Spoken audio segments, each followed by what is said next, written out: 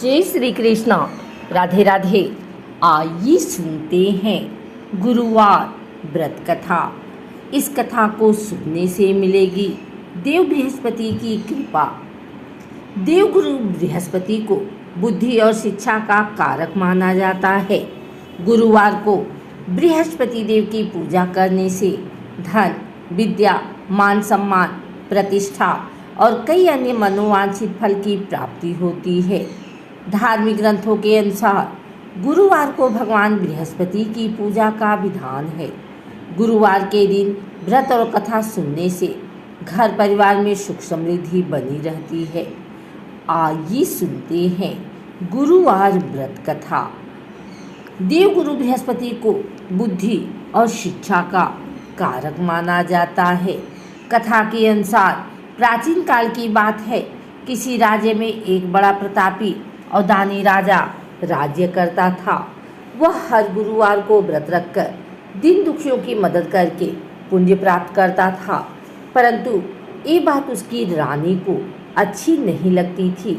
वह न तो व्रत करती थी और न ही दान पुण्य में विश्वास रखती थी। इतना ही नहीं, राजा को भी ऐसा करने से मना करती थी। एक समय की बात है, राजा शिकार खेलने के लिए बन गए। घर पर रानी और दासी थे। उसी समय गुरु बृहस्पति देव साधु का रूप धारण कर राजा के दरवाजे पर भिक्षा मांगने आए। साधु ने जब रानी से भिक्षा मांगी तो वह कहने लगी, हे साधु महाराज, मैं इस दान और पुण्य से तंग आ गई हूँ। आप कोई ऐसा उपाय बताएं जिससे कि सारा धन नष्ट हो जाए और मैं आराम से रह सकूं। इतना सुनकर बृहस्पति देव ने कहा, हे देवी, तुम बड़ी विचित्र हो। संतान और धन से कोई दुखी होता है? अगर अधिक धन है तो इसे शुभ कार्यों में लगाओ। कुंवारी कन्याओं का विवाह कराओ, विद्यालय और बाग बगीचे का निर्माण कराओ, जिससे तुम्हारे दोनों लोग सुधरे। परंतु साधु की इन बात से रानी को खुशी नहीं हुई। उसने कहा कि मुझे ऐसी धन की आवश्यकता नहीं है जिसे मैं दान दूं और जिसे संभालने में मेरा सारा समय नष्ट हो जाए। तब साधु ने कहा, अगर तुम्हारी ऐसी इच्छा है तो मैं जैसा तुम्हें बताता हूँ तुम वैसा ही करना। गुरुवार के दिन तुम घर को गोबर से लीपना, अपने बालों को पीली मिट्टी से धोना, राजा से हजामत बनाने को कहना, भोजन में मांस मदिरा का प्रयोग करना, कपड़े धोबी के यहाँ धुलने देना। इस प्रकार 7 बृहस्पतिवार करने से तुम्हारा समस्त धन नष्ट हो जाएगा। इतना कहकर साधु के रूप में बृहस्पति देव अंतर ध्यान हो गए। साधु के अनुसार कई बातों को पूरा करते हुए रानी को केवल 3 बृहस्पतिवार ही बीते थे कि उसकी समस्त धन संपत्ति नष्ट हो गई। भोजन के लिए राजा का परिवार तरसने लगा। तब एक दिन राजा ने रानी से बोला कि हे रानी, तुम यहीं रहो, मैं दूसरे देश को जाता हूँ, क्योंकि यहाँ पर सभी लोग मुझे जानते हैं, इसलिए मैं कोई छोटा कार्य नहीं कर सकता।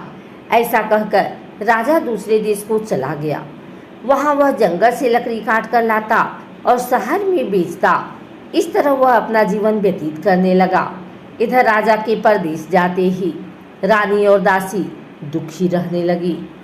एक बार जब रानी और दासी को 7 दिन तक बिना भोजन के रहना पड़ा तो रानी ने अपनी दासी से कहा, हे दासी, पास ही के नगर में मेरी बहन रहती है, वह बड़ी धनवान है, तू उसके पास जा और कुछ ले आ ताकि थोड़े बहुत गुजर बसर हो जाए।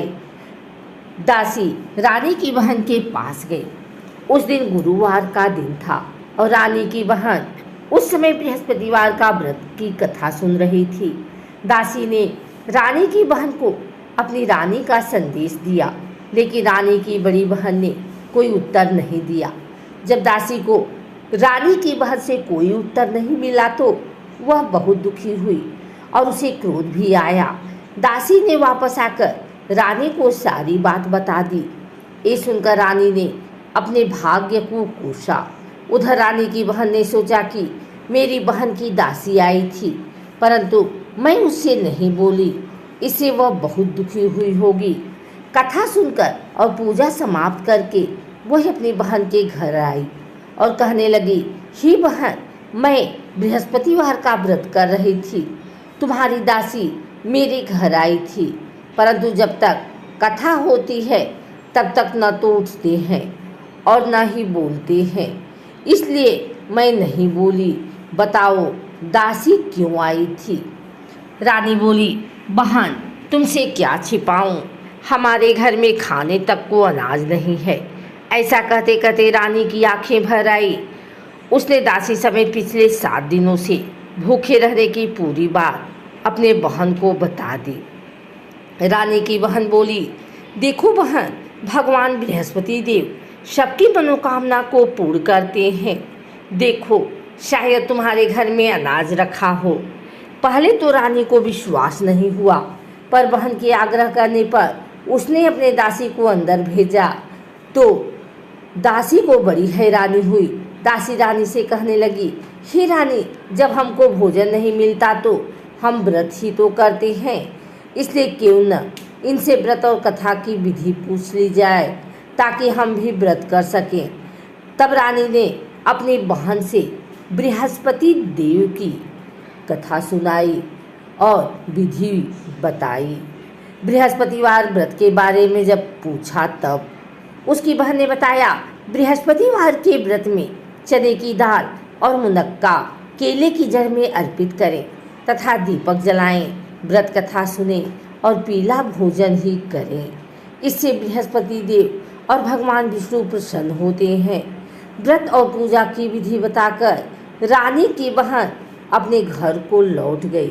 7 दिन के बाद जब गुरुवार आया तो रानी और दासी ने व्रत रखा। वह घुड़साल में जाकर चना और गुड़ लेकर आई, फिर उससे केले की जड़ तथा विष्णु भगवान की पूजा की। अब पीला भोजन की चिंता को लेकर दोनों बहुत दुखी हुई।